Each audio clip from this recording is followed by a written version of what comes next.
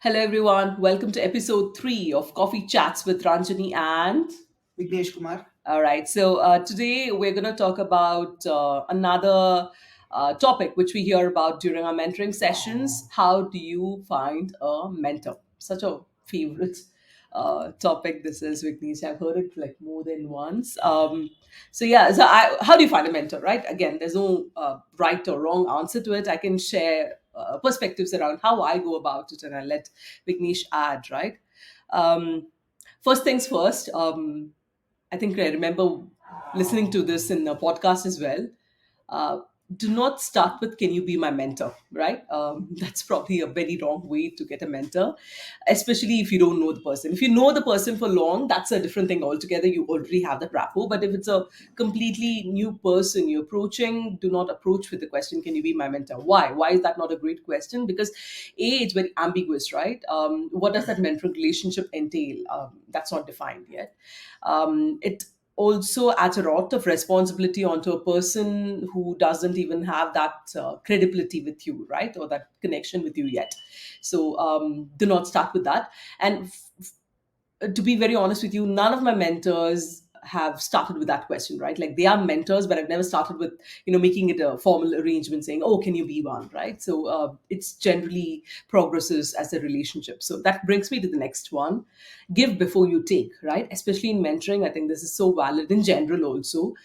People start with what's in it for me. I think in general, you tend to progress faster in your careers when you start with what can I do to add value, right? So which means raising your hands up, volunteering for things, thinking about how you can add value.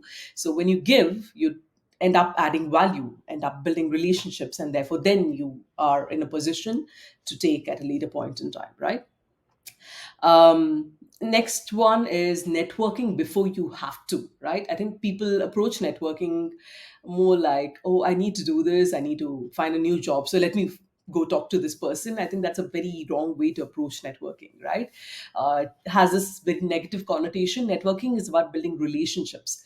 Someone mentioned this analogy around a dance. It's like a dance, right? So build relationships and do this authentically, right? Do this because you really want to learn from that person, you want to have a relationship with that person, and that happens over time, to a state where you can look back and say, oh, you know what, these are the kind of people I can call up at 5 a.m. and ask them for advice, or message them and ask them for advice, right? So but that doesn't happen overnight, that happens over a period of time. You need to invest in building those relationships, right? So those are my three: give before you take, network before you have to, and build authentic relationships over a longer term. Yeah. Vignesh, anything else you want Yeah, to I add? think I'm not going to repeat your statements because Yeah. it's 2 minutes, and I'll tell what has worked for me, right? Hmm. Because uh, as Ranjani said, I don't. All my mentors are basically people who led me in my previous roles. They are like I reach out to my the AVP who was leading me in my first job. I reach out to my leader who hired me in Lehman Brothers.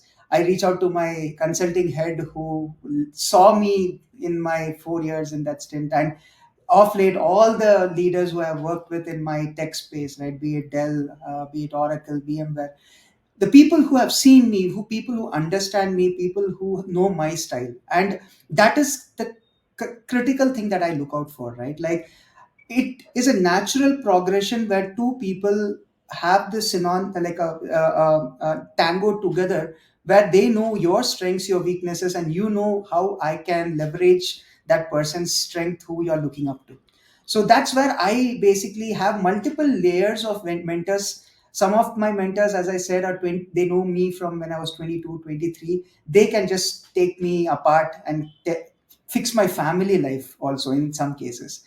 In some cases, I reach out for people for domain related stuff because they are technically very good, they have seen what's happening. So I don't that's how I basically look out for mentors.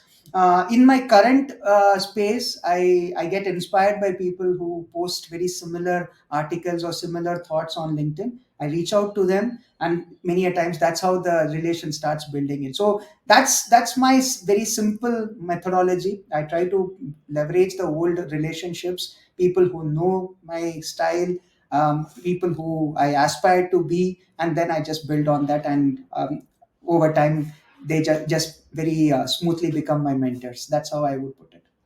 Brilliant point, that, right? Not all mentors are the same. People have different levels of engagement and they don't have to be the same as well, right? So, great point on that, Vignesh. So, thanks a lot. I hope this has been helpful. We will talk to you soon in another episode of Coffee Chats. Bye bye.